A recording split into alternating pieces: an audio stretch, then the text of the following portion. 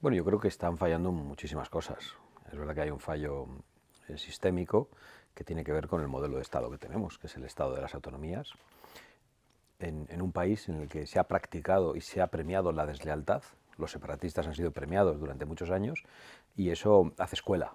Yo creo que hay una falta de entendimiento generalizado y de desvinculación del interés general y del interés nacional. Yo creo que a eso conduce el Estado de las autonomías, pero ese es un problema permanente. En el momento presente, el gran problema es Pedro Sánchez. El fallo de las infraestructuras se llama Pedro Sánchez.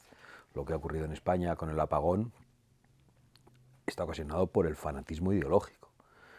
Este tipo de apagones se producen en Cuba por fanatismo ideológico, porque piensan que puede funcionar un sistema comunista y no puede funcionar, y se producen en sitios como España por fanatismo climático, fanatismo verde. El gobierno estaba advertido de que sustentar un exceso de nuestra producción eléctrica en las renovables podía conducir a riesgos. Estaba advertido por Red Eléctrica, estaba advertido por expertos, se había dicho, Vox había hablado de riesgo de apagones y decían que era un bulo de la ultraderecha, y el apagón se ha producido. Y el apagón se ha producido por culpa de Pedro Sánchez. Es el principal responsable. Y es el principal responsable de todas las consecuencias personales y económicas de este apagón. Sí, yo creo que en este caso el fanatismo ideológico lo explica todo. Cuando uno quiere aparecer ante el mundo como el campeón de las energías renovables y quiere colocar a España como el país que apuesta más por las renovables y con un porcentaje de uso de las mismas, que son energías más inestables, que nos puede llevar a esta situación, la causa es ideológica. Luego puede salir Pedro Sánchez a echar la culpa a las centrales nucleares o a quien le dé la gana, pero ya hemos aprendido que la verdad siempre es el punto opuesto al que señala Pedro Sánchez. Llevamos soportándolo 6 años y cuando él hace una afirmación categórica sabemos que la verdad está en el lado opuesto. Él ha culpado a los operadores privados, que no son operadores privados, por cierto, que son entidades donde hay socialistas colocados a dedo, tomando decisiones ideológicas y condicionando las decisiones de los técnicos. Y por lo tanto yo creo que en este caso la cuestión ideológica y el fanatismo climático, el fanatismo verde de Pedro Sánchez lo explica todo. Y en este momento de Pedro Sánchez, pero ese fanatismo ideológico y fanatismo verde es de origen bipartidista en la Unión Europea. Ha sido perseguida la energía nuclear durante mucho tiempo. Hemos visto como aquí líderes del Partido Popular y senadores han defendido el cierre de centrales nucleares, como la central nuclear de Garoña. Ha habido una criminalización de la energía nuclear que ha colocado a España en problemas, no solo de la energía nuclear, de las energías térmicas, y hemos visto qué es lo que ocurre con un apagón, pues que la gente tiene que tirar de generadores, tiene que utilizar el gasoil, tiene que tirar de los coches de combustión y tiene que tirar del dinero en efectivo que también quieren prohibir desde la Unión Europea bipartidista. Bueno, la cuestión de la soberanía energética que hemos defendido hace tanto tiempo es muy sencilla. Creemos que España es un país privilegiado desde un punto de vista de la energía, porque España tiene más sol que otros países, España tiene viento, España tiene desniveles orográficos que permiten también la producción de energía hidráulica o hidroeléctrica, y además España tenía centrales nucleares que están siendo desmanteladas y tenía centrales térmicas que están siendo desmanteladas. Pero España, apostando por las energías renovables y por otro tipo de energías como las que estaba señalando, podría alcanzar la soberanía energética y no tener que comprar energía a otros países. A día de hoy, en cambio, seguimos dependiendo de países que son hostiles. Dependemos del gas de Rusia. Compramos en este contexto geopolítico y de guerra más gas a Rusia, mucho más gas a Rusia, que antes del inicio de la guerra. Mientras estamos dando dinero a Ucrania para poder defenderse de la agresión rusa, estamos a la vez pagando los misiles de los rusos, comprándoles cada vez más gas. La dependencia energética tiene consecuencias muy graves también desde un punto de vista geopolítico, y creo que eso le ha ocurrido a España muy especialmente, pero también al resto de la Unión Europea, porque el bipartidismo europeo nos ha colocado en una situación de dependencia energética de Rusia, precisamente con la persecución durante mucho tiempo de la energía nuclear, y hemos visto cómo los rusos pagan bien a aquellos que han sido sus colaboradores. Hemos visto cómo los rusos colocan en Gazprom, en su principal empresa de gas, a un líder socialista alemán y a un canciller alemán, al señor Schröder. Hemos visto cómo tienen tentáculos que llegan a ambos partidos políticos, al Partido Popular y al Partido Socialista Europeo. y creemos que esa dependencia tiene origen bipartidista y que hay que terminar con ella. Aquí tenemos el problema añadido de Pedro Sánchez, que es un fanático entre los fanáticos y que está a la cabeza de ese fanatismo verde. Incluso en este momento que la propia Unión Europea, cambiando de criterio, ha dicho que la energía nuclear es una energía verde, Pedro Sánchez sigue su cruzada contra las plantas nucleares. Me parece que es terrible y que además acaba perjudicando a las gentes más humildes, como todas las políticas de los socialistas. Bueno, en realidad la guerra la inicia Putin contra Ucrania y nosotros lo que estamos a favor es de dejar de financiar la guerra a Putin, que es lo que está haciendo en estos momentos Europa y muy especialmente España, comprando cada vez más gas. Por lo tanto, creo que hay muchas cosas que debían haberse hecho y que no se han hecho, y lo que estamos es a favor de los esfuerzos de paz. El otro día hemos visto una imagen que puede ser esperanzadora, no sabemos en qué concluirá y no vamos a estar comentando cada declaración, cada decisión, cada foto, pero esperamos que se pueda alcanzar la paz entre Rusia y Ucrania y que eso sería muy bueno, especialmente para ellos, pero también para el continente. Pues la verdad que la pregunta está muy bien planteada, porque de repente parece que la principal amenaza para España es Rusia. Y yo creo que España tiene otras amenazas. No digo que esa no sea una amenaza geopolítica, pero desde luego España tiene otras amenazas mucho más urgentes que nunca han preocupado. Y nunca han preocupado muy especialmente al presidente del gobierno, Pedro Sánchez, que llegó a decir que prescindiría del Ministerio de Defensa. Y a día de hoy nos dice que va a aumentar el presupuesto de defensa. Lo que no sabemos es cómo va a hacerlo. Bueno, sí lo sabemos, con trampas, con mentiras.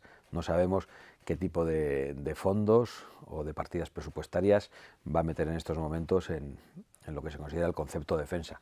Pero nos tememos lo peor.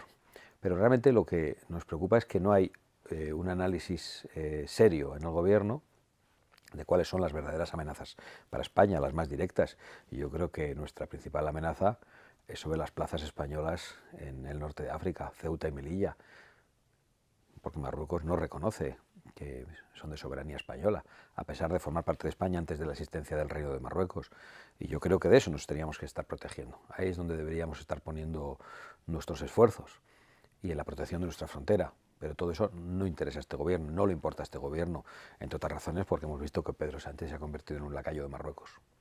Bueno, lo hemos explicado en todas partes. Lo sorprendente es que se ha instalado una mentira mediática en España, precisamente porque los medios del bipartidismo han permitido que se instale. Vox no ha defendido ningún tipo de arancel respecto a de Estados Unidos hacia Europa. No lo ha hecho jamás. Lo que hemos dicho es que el mayor arancel que se impone a los europeos lo imponen los políticos de Bruselas, en forma de pacto verde, en forma de impuestos abusivos. Son muchos los aranceles, son muchas las trabas a las sociedades europeas impuestas por nuestros propios políticos. En estos momentos Donald Trump ha planteado, para equilibrar la balanza comercial, un aumento de los aranceles. Bueno, es una estrategia de negociación. Ante eso se puede optar por la guerra comercial o por negociar. Yo creo que la posición de Giorgia Meloni, en vez de decir que Trump es el jefe de una manada de gorilas, como ha dicho el portavoz del Partido Popular en Europa, pues la señora Giorgia Meloni ha ido a Washington, ha tenido una interlocución adecuada con Donald Trump y ha hecho ahí unos planteamientos que pueden llevar a un desbloqueo de esa hipotética guerra comercial y de esa imposición de aranceles. Hay aranceles recíprocos entre la Unión Europea y Estados Unidos y habría que ver quién es más beneficiado o perjudicado, pero tenemos que asumir que cuando un líder político quiere defender sus intereses nacionales, pues hay que afrontar una negociación. Y yo creo que entre líderes que defienden los intereses nacionales propios, no los nuestros, porque Trump no defiende nuestros intereses, lógicamente defiende los suyos, pero entre líderes que defienden sus intereses nacionales, como Giorgia Meloni y Donald Trump, pueden entenderse. Con quien no puede entenderse es quien no defiende intereses nacionales, quien defiende intereses de una casta de Bruselas, quien defiende intereses globalistas o quien defiende intereses chinos, como el presidente del gobierno Pedro Sánchez. Yo creo que entre las posiciones que se pueden tomar en estos momentos en Europa respecto a Estados Unidos, pues hay una antítesis clarísima entre la que representa Giorgia Meloni o Víctor Orbán, por un lado, y la que representa Pedro Sánchez, por otro lado. Yo me alegro de estar en las posiciones de Giorgia Meloni y de Víctor Orbán. Y espero que, como decía Giorgia Meloni, podamos hacer a Occidente grande otra vez, negociando con Estados Unidos, manteniendo el vínculo atlántico y manteniendo una buena relación con Estados Unidos, en lugar de echarnos en brazos de China, que es lo que plantea Pedro Sánchez y no sabemos si también una parte del Partido Popular Europeo. Desde luego el Partido Popular Español mantiene vigente un acuerdo de amistad y colaboración con el Partido Comunista Chino. Lo han bajado de la página web, pero ese acuerdo de colaboración y amistad sigue vigente. Bueno, yo creo que eso es muy esperanzador para, en primer lugar, para los estadounidenses que le han votado, pero creo que para muchas personas a lo largo y ancho del mundo. Creo que ha encabezado no solo Donald Trump, Javier Milei y otros muchos líderes, también las fuerzas patrióticas de la Unión Europea, una revuelta frente a la ideología de género, frente a la ideología woke, que está siendo muy potente, porque responde al sentido común. Es una revolución del sentido común. En esos mismos términos se expresaba el presidente de los Estados Unidos, y yo creo que eso va a cambiar el mundo. De verdad que entre las propuestas y decisiones políticas habrá algunas que nos gustan más como esas, y otras que nos gustan menos porque pueden afectar a nuestros intereses nacionales, pero lo entendemos. Entre aliados comprendemos que cada uno defienda sus propios intereses. Pero yo creo que en la balanza es realmente positivo lo que está ocurriendo en Estados Unidos, lo que está ocurriendo en Hispanoamérica con Javier Milei, y lo que va a acabar ocurriendo en Europa. Hoy en Europa las fuerzas patrióticas y soberanistas, si formaran un único grupo, serían la primera fuerza del Parlamento Europeo. Yo creo que en todas partes hay que hacerlo de la misma manera, y tiene que haber una oposición frontal, diaria, por tierra, mar y aire. No puede haber treguas al Partido Socialista y no puede haber treguas a Pedro Sánchez. A veces se habla de sanchismo, pero el problema es el socialismo, lo es en todo el mundo. En España el socialismo adquiere unos ropajes especialmente extremistas con Pedro Sánchez, que además se rodea de todos los enemigos de España, de la convivencia, del orden constitucional, de las libertades de todo tipo, de la propiedad privada, que está entregado a separatistas, a terroristas y a comunistas. Y eso no se puede combatir a tiempo parcial. No es posible hacer oposición al socialismo y a Pedro Sánchez entre semana y dejar de hacer al fin de semana, o al revés. Hay que hacerla todos los días. No es posible decir que este gobierno es muy malo y después acudir a cada ronda de contactos del gobierno. Y en ese sentido, yo creo que el Partido Popular está extraordinariamente equivocado y está resultando muy dañino por mantener esa interlocución con el gobierno. Creo que con un gobierno que está arruinando a los españoles, por mucho que ofrezca datos macroeconómicos aparentemente positivos, no hay más que salir a la calle y hablar con cualquier español, no hay más que hablar con nuestros familiares, no hay más que ver nuestras casas para saber que los españoles se han empobrecido, que el poder adquisitivo ha disminuido, que cada vez es más difícil tener un trabajo que permita llegar a final de mes, que cada vez es más difícil acceder a una vivienda, que cada vez es más difícil formar una familia, que cada vez es más arriesgado salir a la calle porque hay más inseguridad. Eso lo sabe todo el mundo, pero el gobierno ofrece unos datos macroeconómicos convenientemente manipulados y maquillados. No es posible tampoco acercarse a un gobierno que ha pactado con todos esos extremistas a los que me refería antes, que está saltando las instituciones públicas, desde el Tribunal Constitucional hasta el Tribunal de Cuentas, con el auxilio del Partido Popular, y que está saltando las instituciones privadas. Lo estamos viendo en estos momentos. De eso que llama operadores privados, Red Eléctrica, donde colocan a su gente, a sus fanáticos ideológicos, o Telefónica, donde también el gobierno ha entrado a saco. Incluso en los medios de comunicación que les son afines, no se conforman, quieren que sean aún más afines, llevando la situación que en estos momentos está el diario El País. Ante un gobierno de esa naturaleza yo creo que no hay nada que transigir y no se puede dialogar. Y por eso nosotros ofrecemos a los españoles una oposición total. Y creo que estamos solos en esa oposición. Bueno, yo creo que ese relato tiene sus adeptos y tiene quienes lo compran, tanto en los medios de comunicación como entre los votantes. Pero creo que ese relato no va a ganar, creo que ese relato está perdiendo. Creo que está instalada la idea entre la inmensa mayoría de los españoles de que Pedro Sánchez está envuelto en la corrupción, que está rodeado por una corrupción que él mismo dirige y que protagoniza y que afecta a su entorno más personal en lo político y más íntimo en lo familiar, a su mujer y a su hermano. No son recortes de prensa, son juicios, son procesamientos, son noticias escandalosas. Y por lo tanto yo creo que eso va a ir desgastando poco a poco al gobierno. Es verdad que produce desesperación que no lo desgaste de una manera más rápida. Produce desesperación, y sé que muchos españoles lo ven así, ver las encuestas y comprobar que Pedro Sánchez tiene una intención de voto del 27%. Y dice, ¿cómo no ha perdido la mitad de los votos? Bueno, él no los ha perdido, porque su extremismo le ha hecho también crecer a costa de los partidos radicales que le sostenían y a los que está vaciando.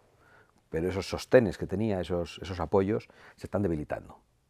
Yo estoy convencido que si los españoles tienen la oportunidad de volver a ser preguntados en unas elecciones, y ojalá eso fuera mañana, Pedro Sánchez sale del poder inmediatamente.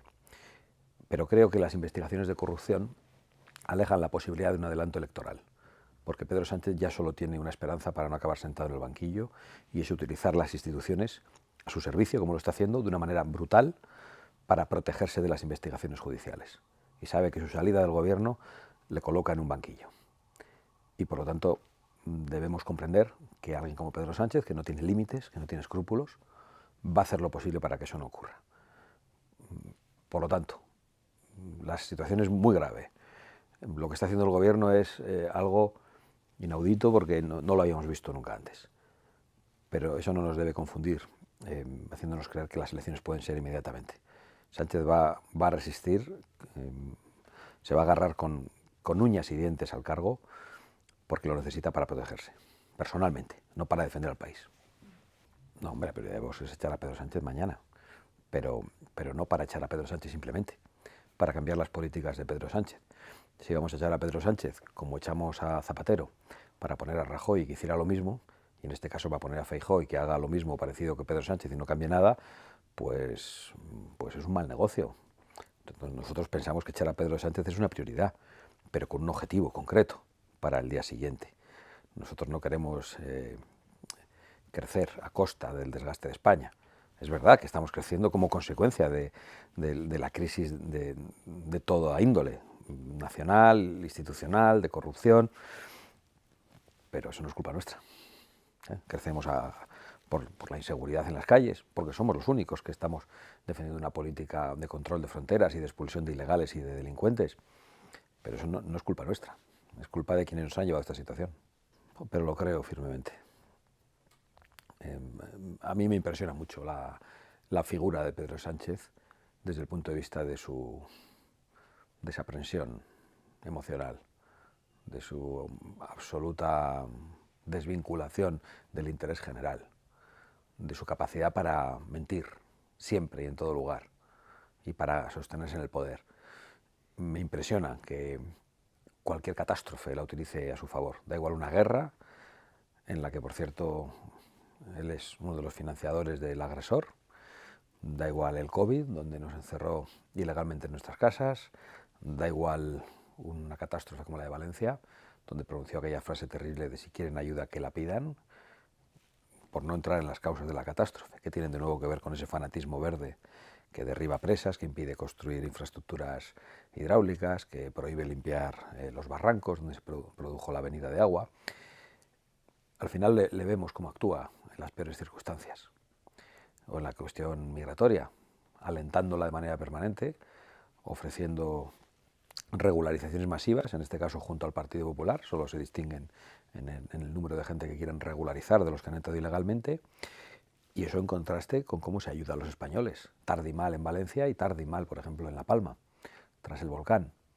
Tengo una consideración de Pedro Sánchez que no puede ser más negativa. Creo que Pedro Sánchez es lo peor que le ha pasado a España en siglos.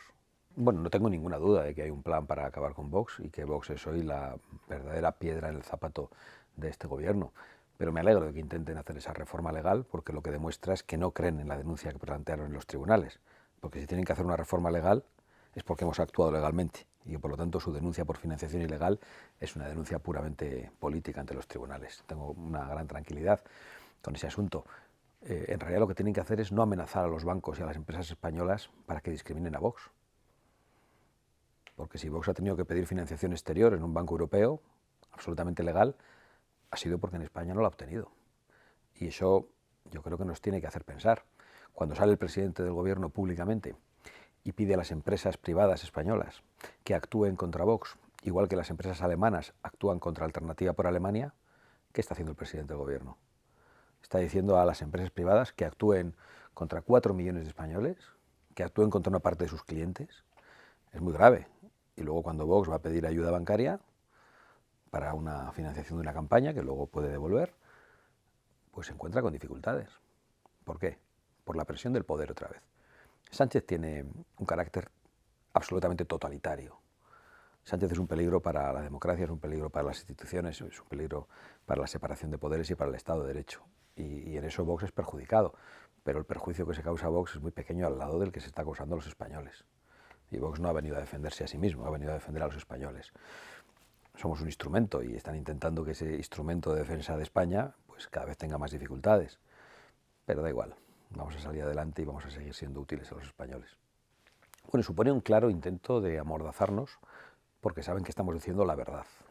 Y saben que la verdad llega a los españoles, también a sus propios votantes. Y no quieren que esa verdad sea escuchada. Entonces, en su desesperación intentan cancelarnos, amenazarnos con querellas y con denuncias. Todas esas denuncias que han presentado contra nosotros han caído en saco roto. Todas han sido archivadas. No estoy diciendo que algún día no ocurra lo contrario, pero es en lo que están y probablemente querrán hacer reformas legales para que no podamos hablar, para que perdamos nuestra libertad de expresión. Creo que no es sorprendente decirlo. Estamos viendo a Pedro Sánchez cantar La Internacional, que es una canción que ha acompañado a los peores crímenes de la historia de la humanidad, cantarla a puño en alto. Es un socialista de manual, de los más extremistas, y por lo tanto creo que no debe resultar excesivo que digamos que están dispuestos a acabar con la libertad de expresión. Lo han hecho siempre, donde han conseguido hacerse con el poder totalmente. Lo han hecho en Cuba, lo han hecho en Venezuela y lo quieren hacer en otros lugares. Cada vez quieren una Europa, una Unión Europea más soviética.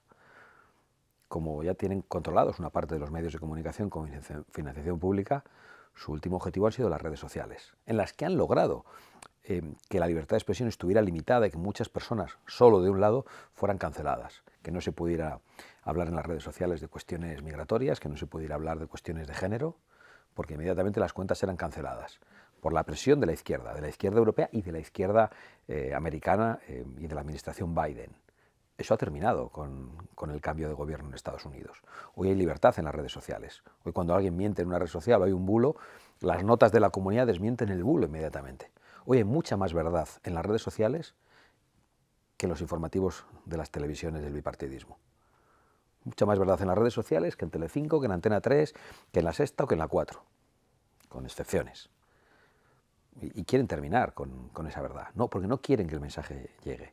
No solo quieren arruinar a los europeos y condenarles a la inseguridad, sino que quieren que los europeos no puedan denunciarlo. ¿Qué está ocurriendo en Inglaterra? Que la denuncia de las consecuencias de la inmigración ilegal y de las violaciones masivas que se produjeron están llevando a una represión total por parte del gobierno británico, que manda a la policía a la casa de la gente que ha puesto un post en Twitter y ha llegado a meter en la cárcel a gente. Eso era impensable en Europa. Luego viene el vicepresidente de Estados Unidos y apela a los valores compartidos, el respeto a la democracia, a la libertad de expresión. Y bueno, parece que Europa ya no quiere defender la libertad de expresión. Y la respuesta de los políticos europeos, ¿cuál es? Es inaceptable lo que ha dicho el vicepresidente de Estados Unidos. Es decir, es inaceptable que alguien pueda expresarse libremente y decir lo que están haciendo. Yo creo que el mundo está cambiando de una manera acelerada. Creo que vivimos una encrucijada, pero soy optimista. Creo que va a cambiar para mejor y creo que todos estos signos de extremismo que vemos entre los burócratas de Bruselas, en el gobierno de Sánchez y en la izquierda internacional, en realidad son un buen síntoma. Son un síntoma de desesperación. Cuando solo les queda la censura, cuando tienen que quitarse la careta de una forma tan evidente, es que solo les queda eso, que ya no les queda mucho tiempo. En primer lugar, lanzando un mensaje al mundo para que llegara a las mafias del tráfico de personas y a quienes pretenden venir aquí ilegalmente y sin pedir permiso, sin llamar a la puerta, de que el que entra ilegalmente en España no tiene nada que hacer en España.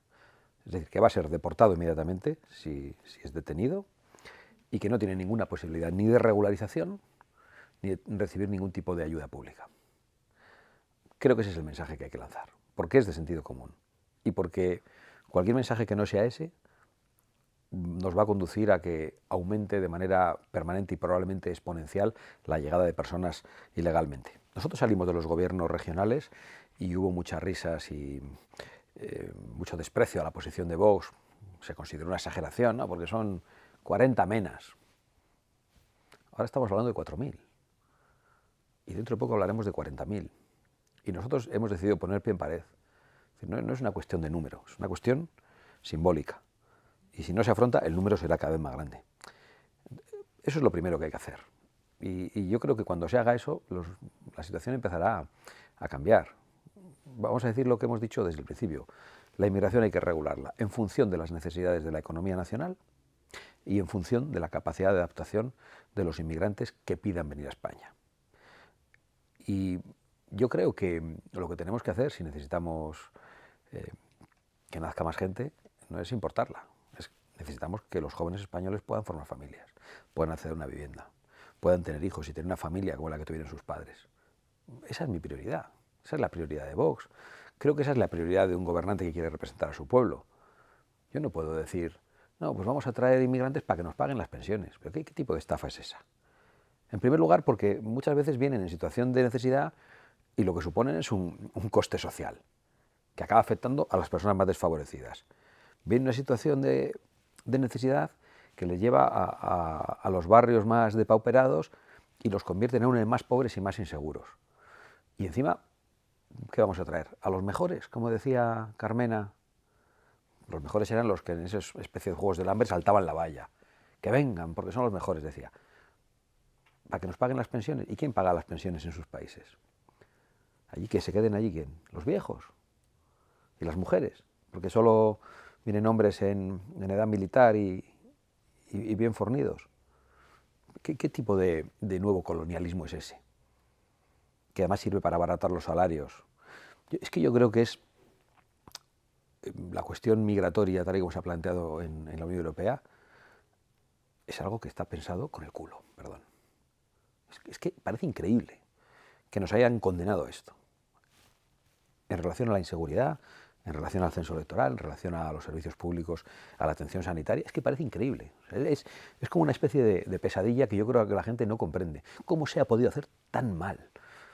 Yo creo que es muy fácil hacerlo mejor, haciendo pocas cosas. Para empezar, y a veces no hace falta ni reformar las leyes, basta con cumplir las propias. ¿Cómo es posible que el Partido Popular y el Partido Socialista no quieran hacer respetar sus propias leyes de extranjería? ¿Para qué tenemos leyes de extranjería si cada 2 por 3 quieren hacer una regularización masiva? Si regularizamos a 500.000 como quiere el PP o a 800.000 como quiere el PSOE, ¿qué mensaje estamos lanzando a las mafias del tráfico de personas? Se van a enriquecer. Van a empezar a llegar gente a nuestras costas a mansalva. Y nosotros no estamos para transigir con ese asunto. Y nos da igual lo que nos digan y nos da igual quién nos lo diga o qué institución nos lo diga.